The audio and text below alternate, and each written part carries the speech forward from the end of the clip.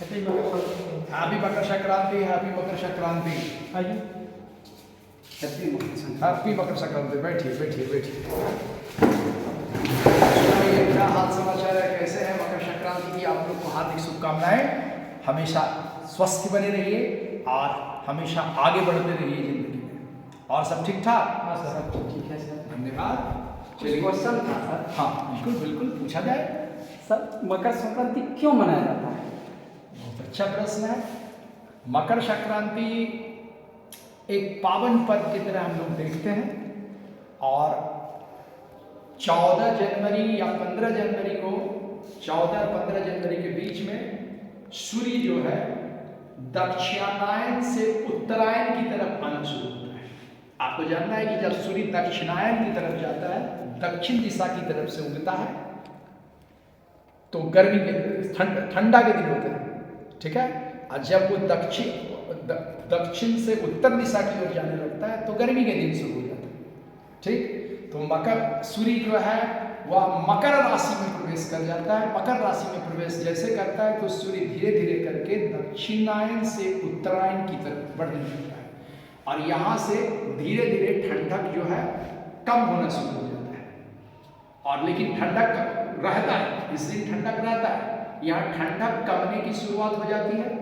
हम जानते हैं कि ठंडा के दिन में रात बड़ी होती है और दिन छोटा। यहाँ से अब धीरे धीरे परिवर्तित होने लगता है और चूंकि सूर्य मकर राशि में प्रवेश करता है इसलिए इसको मकर संक्रांति कहते हैं। और इस खुशी में लोग मकर संक्रांति पर्व मनाते हैं कि अब ठंडा से हमको निजात मिल जाए, हमको छुटकारा मिल जाएगा। क्योंकि पुराने ज़माने में ठंडा से छुटकारा पाना गरीब लोगों के बस की बात नहीं थी। हम जानते हैं ठंडा में हमारी कार्य क्षमता बहुत कम जाती है, इसलिए इस खुशी में लोग पर्व मनाते हैं। धन्यवाद। और सर एक बोले थे पतंग, सर इसमें देखते बच्चा लोग पतंग उड़ाता है, पतंग क्या उड़ाता है? पतंग उड़ाने के भी बहुत इसमें वैज्ञानिक कारण है। पतंग उड़ाने के वैज्ञानिक कारण ये है कि हम जानते हैं कि कुछ ही समय के लिए हमको जाड़ा के दिन में कुछ ही समय के लिए हमको सूर्य की रोशनी प्राप्त होती है और पतंग उड़ाने के बहाने बच्चे लोग कुछ देर तक खुशी खुशी रहते हैं और सूर्य की रोशनी में रहते हैं। कुछ देर के लिए सूर्य की रोशनी में रहना बच्चों को और बड़ों को दोनों को आवश्यक है। हमें पता है कि हमें वो सूर्य विटामिन डी का स्रोत है, ये वैज्ञानिक कारण है। और पतंग उड़ाने के बहाने उसके शरीर भी चलते हैं, क्योंकि ठंडा के दिन में लोग एक ही जगह बैठ के ठंडा के डर से अस्थिर रहते हैं, शरीर चलता नहीं। इस बहाने बच्चों को विटामिन डी की प्राप्ति होती है। तो सर एक से और आपसे क्वेश्चन था सर कि जैसे कि इसे तिलकुट हुआ, शक्कर हुआ, आपका तिल हुआ, ये सब जो हमको इस वैज्ञानिक और ये पर्व में ये क्या जरूरी है? तिल का तो बिना तिल के भी हो सकता था और इस शक्कर जो है बिना शक्कर के भी हो सकता था, और जो है तिलकुट खाना, लड़वा सब जो ये सब चल रहा है, ये तो साइंटिस्ट का तो देन नहीं है। बहुत अच्छा बात, बहुत अच्छा बात। साइंटिस्ट का देन नहीं है। आपको पता होना चाहिए कि हमारे पूर्वजों ने जो भी नियम बनाए हजारों साल के अनुभव के बाद बनाए। एक दो दिन में उन्होंने नियम नहीं बनाए। उन्होंने देखा ये चीज़ अच्छा है तो वो नियम बनाए, देखा ये चीज़ का प्रभाव बुरा पड़ता है, नियम नहीं बनाए। और इसीलिए उन्होंने ये तिलकुट, गुड़, दही चूड़ा ये सब खाने का ये इसमें रिवाज बनाया उन्होंने। इसके वैज्ञानिक कारण भी हैं कि इस समय ठंडा कम नहीं होता, ठंडा अपनी चरम सीमा पे होता है। ठंडा कमने का ये शुरुआत है क्योंकि सूर्य दक्षिणायन से उत्तरायण की तरफ जा रहा है, मकर राशि में जा रहा है।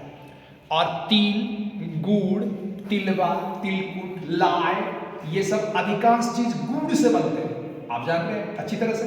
जी सर। और गुड़ और तिल और वो सारी चीज जो हम खाते हैं वो हमारे शरीर को गर्म रखता है। शरीर को गर्म रखने का सबसे अच्छा साधन है। और ठंडक तो इसमें कम होती नहीं है। हाँ, ठंड अपने चरम सीमा पे पहुंच के वापिस आने का शुरुआत होता है।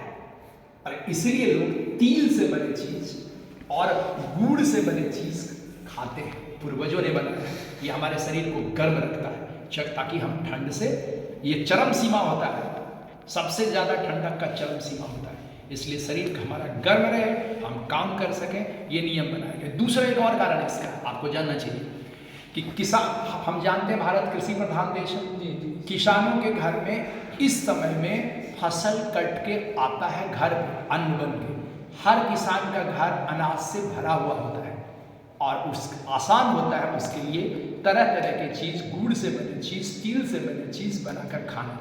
इस बहाने कम से कम किसान के घर में भी एक दो दिन खुशियाँ होती है और ज़िंदगी में खुशी होना बहुत ज़रूरी है ताकि हम अपना जीवन खुशीपूर्वक जी सकें। और कोई प्रश्न आपके हो? हाँ तो सर कोई प्रश्न है?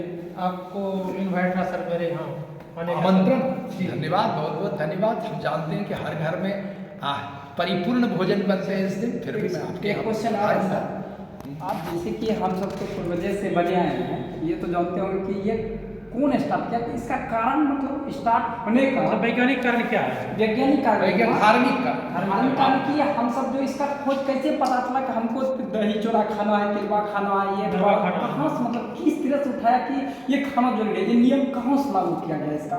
कि हम जानेंगे ना कि 20 साल पहले मेरे बाबा दही चूड़ा तो दही चूड़ा का जरिए पता नहीं कहाँ से आया। नहीं, बहुत अच्छा प्रश्न है। मैं आपको बता दूं कि खाने का शुरुआत, खाने का क्या क्या हमें खाना है, क्या क्या नहीं खाना है, ये निर्णय करने में हमारे पूर्वजों को हजारों वर्ष नहीं लाखों वर्ष लग गए। ठीक है, और किस मौसम में क्या खाना है, किस मौसम में कौन सा चीज़ हमारे लिए ठंडा हमारे बॉडी को करेगा, कौन सा चीज़ गर्म करेगा, इसका अनुभव के आधार पर उन लोगों को पता लगा। अनुभव के आधार पर पता लगा। ठंडा के दिन में कोई ठंडा खा लिया, उसको सर्दी खांसी पकड़ लिया, लोग समझ गए कि ये चीज़ हमको ठंडा के दिन में नहीं खाना है। गर्मी के दिन में कोई गर्म चीज़ खा लिया तो तबाह हो गया, तो लोग समझ गया कि ये चीज़ नहीं खाना है। इस तरह हजारों वर्ष के अनुभव से लोगों ने निर्णय किया कि ठंडा के दिन में ये सब खाने से हमारा स्वास्थ्य अच्छा रहता है, कार्य क्षमता बढ़ा। पता चला ये आज खाए थे, आज काम करने में बहुत अच्छा रहा, बॉडी मेरा गर्मा गर्म रहा, हमको ठंडा नहीं लग रहा, कम लग रहा है।